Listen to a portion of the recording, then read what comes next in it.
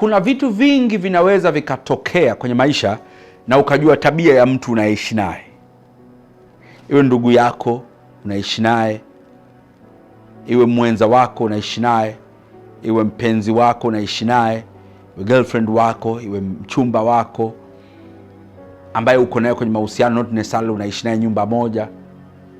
Viko vitu vingi sana vinawezekana vikatokea, lakini mojawapo ya tabia ambayo watu wengi ninaongea nao wamekuwa wakicomplain ni tabia ya kujikweza na kiburi kwa mpenzi. Sasa hii tabia ya kiburi na kujikweza inaweza ikawa kwa mwanaume, inaweza ikawa kwa mwanamke. Tabia ya kiburi na kujikweza inaweza ikawa kwa mwanamke, inaweza ikawa kwa mwanaume.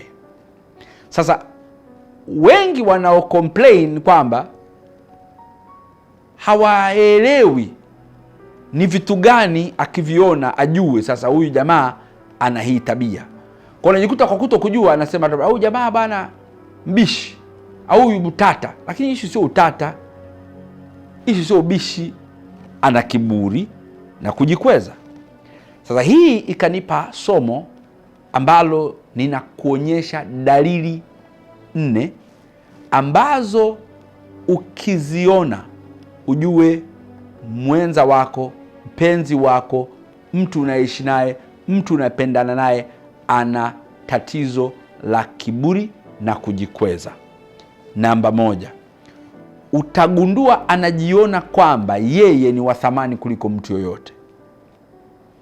Maneno yake, matendo yake, hisia zake zinampa kujiaminisha ya kwamba yeye ni bora kuliko watu wengine, yeye ana kipaumbele kuliko watu wengine, yeye ni muhimu kuliko watu wengine, yeye anastahili attention kuliko watu wengine, yeye ndio kila kitu kuliko watu wengine. Yaani anaonyesha kama hakuna vitu vingine vitakavyowezekana pasipo yeye. Huyo ana kiburi na kujikweza. Namba 2, mara nyingi hoja yake na wazo lake ndilo la msingi, alafu hoja zenu nyie sio za msingi kabisa. Hawezi kuzipa priority hoja zenu, hawezi kuzisikiliza. Akiwa anaongea na wewe atataka wewe ndio umsikilize, wakati yeye hataki kusikiliza. Kila ukitaka kuongea atakuinterrupt usikilize hoja yake, na hayuko tayari kukupa wewe sikio. Kwa nini? Kwa sababu hoja yako sio hoja, hoja yake yeye ndio hoja. Huyo ana kiburi, ana kiburi na kujikweza. Namba 3, mara nyingi utagundua anaona kama yeye asipokuwepo mambo hayaendi, na anasema mara nyingine kabisa ya kwamba kama nisingekuwepo mimi alisingekuwa hivi. Yaani baada ya mimi tu kutokea mambo yakabadilika. Unajua kama sio mimi, unajua mimi nilivyokuwepo, unajua mimi ninavyokuwepo. Yaani lazima focus is him or her, na asipokuwepo yeye mambo hayaendi, na yakienda basi yeye kawepo. Mwisho, namba 4, utagundua ya kwamba na utaona dalili ya kwamba kila anachokifanya anataka yeye kuwa appreciated, anataka yeye kushukuriwa kwanza, anataka yeye kutambuliwa kwanza, anataka yeye kusifiwa kwanza. Acknowledgement zote anataka ziwe za kwake.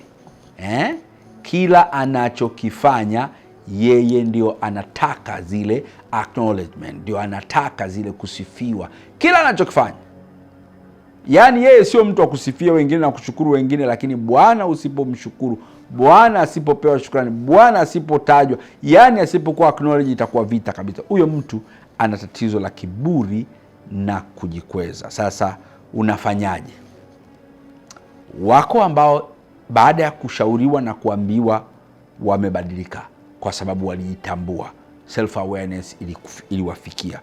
Wako ambao pamoja na kufahamu wamekuwa wabishi kubadilika, na the more unavyokuwa nao close ndio watakubadilisha hata wewe na kukuathiri.